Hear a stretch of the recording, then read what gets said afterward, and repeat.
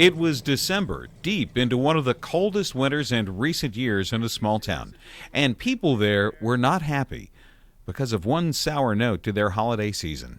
Stinks. It's really smelly. I mean, it is a stench that you cannot believe. I have to make sure all the windows are closed and all the doors are closed. I have a dog to let out.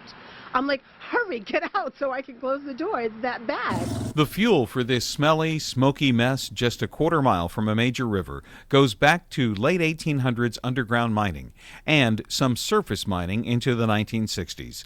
Some speculated trespassers were the cause, as the old processing site turned into a haven for people riding all-terrain vehicles and garbage dumping.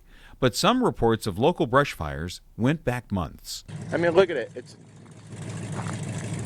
Even the ground is cracked. At first, the size of the fire fooled the state's AML specialists. Their first estimates measured the steam and smoke-covered surface area at about 120 by 120 feet, more than 100 feet high, with 4 acres of potential fuel for the fire. They estimated they would need to move about 50,000 cubic yards of refuse to extinguish the flames. In retrospect, that number was wildly optimistic.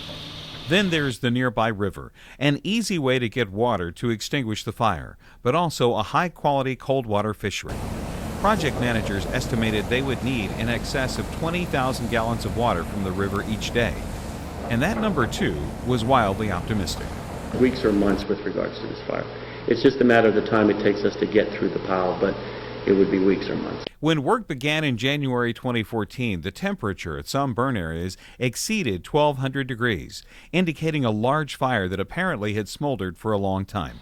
Crews put a 500-gallon per minute water stream at each workstation as heavy equipment exposed the hot material in a 6-foot deep trench.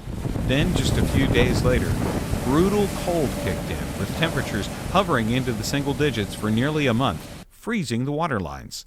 The cold required 24-hour-a-day pumping to free the lines, and that led to expanding the site from 4, then 7, then to 17 acres in size. Crews built check dams and settling ponds to capture and control the runoff, and when possible, to reuse the water. By April, the state realized killing the flames would take longer than expected and called reporters in, which allowed the team to tell its story directly to the public. Say they will now believe that there will cost some $3 million to put out a coal refuse fire in Lackawanna County. By the time the fire was extinguished 111 days later, workers had moved more than 285,000 cubic yards of refuse, or 6 times the amount first estimated. The teams had pumped and recycled more than 156 million gallons of water from the river, more than 8 times originally estimated.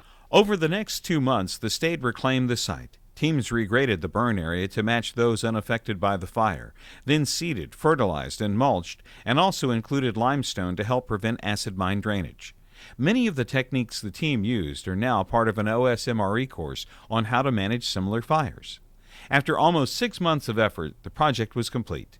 And with those efforts come the 2015 Appalachian Region Award for the Pennsylvania Department of Environmental Protection.